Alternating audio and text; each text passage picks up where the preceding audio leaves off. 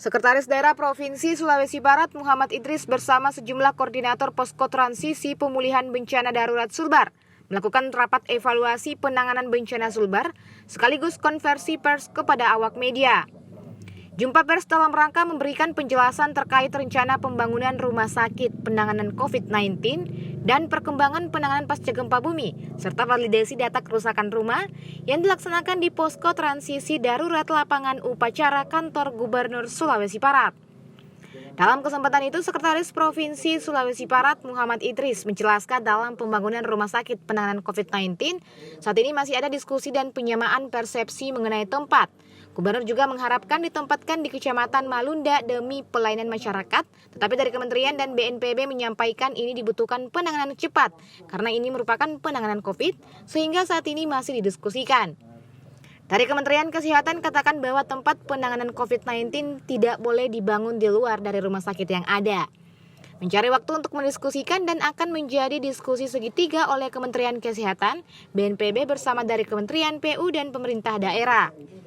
Kalau Pak Gubernur mengharapkan ditempatkan di Kecamatan Malunda sesuai dengan keinginan beliau untuk menjadikan berikutnya itu menjadi cikal bakal rumah sakit pelayanan masyarakat yang terdekat. Nah, tetapi oleh pihak kementerian dan juga BNPB menyampaikan bahwa ini dibutuhkan penanganan cepat karena ini bagian dari penanganan COVID. Sehingga saat ini kita masih mendiskusikan kira-kira apakah alternatifnya itu bisa dibawa ke Malunda ya dari kementerian maupun BNPB atau harus keinginannya dari kementerian itu untuk mendekatkan dengan rumah sakit yang ada saat Kami dapat ini. kabar katanya Menkes maunya di Mamuju dekat regional. Ya, ini muncul terakhir kriteria dari Kementerian Kesehatan bahwa tidak boleh dibangun di luar dari rumah sakit yang ada. Nah, sehingga besok kami mencari lagi waktu untuk berdiskusi segitiga antara Kementerian Kesehatan, BNPB bersama dengan Kementerian PU dan kami dari Pemda. Sekretaris Provinsi Sulawesi Barat Muhammad Idris juga menyampaikan validasi data kerusakan rumah.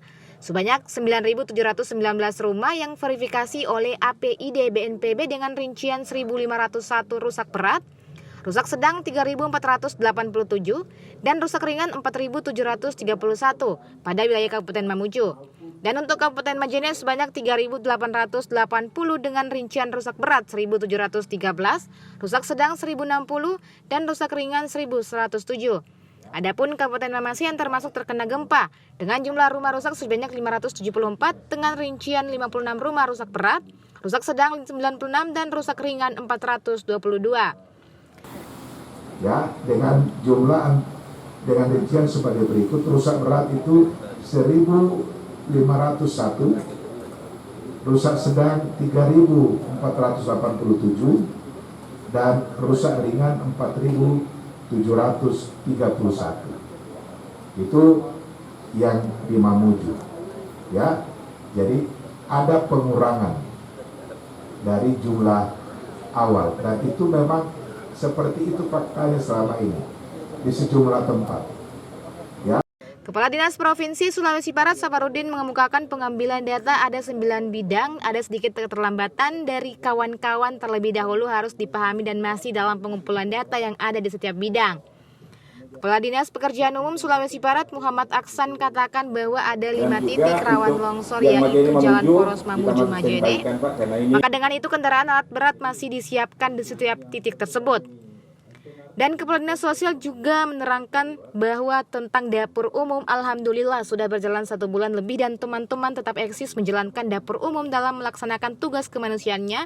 Dan kami juga apresiasi terhadap teman-teman Tagana di 4 provinsi yaitu Sulawesi Tengah, Sulawesi Selatan, Gorontalo, dan Sulawesi Utara.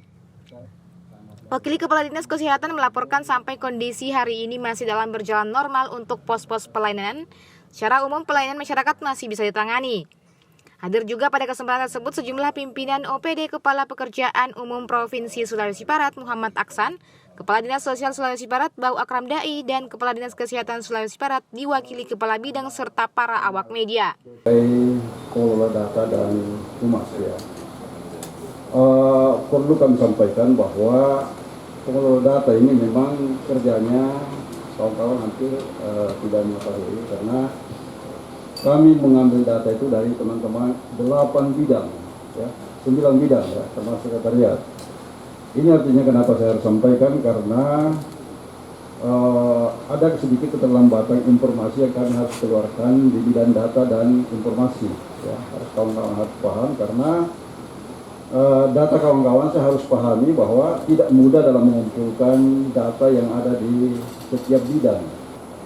Dan juga untuk yang Majene Mamuju kita masih standby-kan Pak, karena ini kawasan ada 5 titik yang rawan longsor, dan ini kita masih standby-kan alat berat di sana, karena setiap saat bisa saja terjadi longsoran yang menutup jalan, sehingga alat berat tersebut kita tidak gerakkan kemana-mana, kita siapkan untuk mengatasi jika suatu waktu ada longsoran. Dan juga dalam waktu dekat juga kami akan menginformasikan tentang apresiasi dan terima kasih kami kepada teman-teman Tagana di 3 provinsi, yaitu Sulawesi Selatan, Sulawesi Tengah, Gorontalo, dan 4 provinsi dan Sulawesi Utara yang Ilham Juhari, Dinas Kominfo, melaporkan.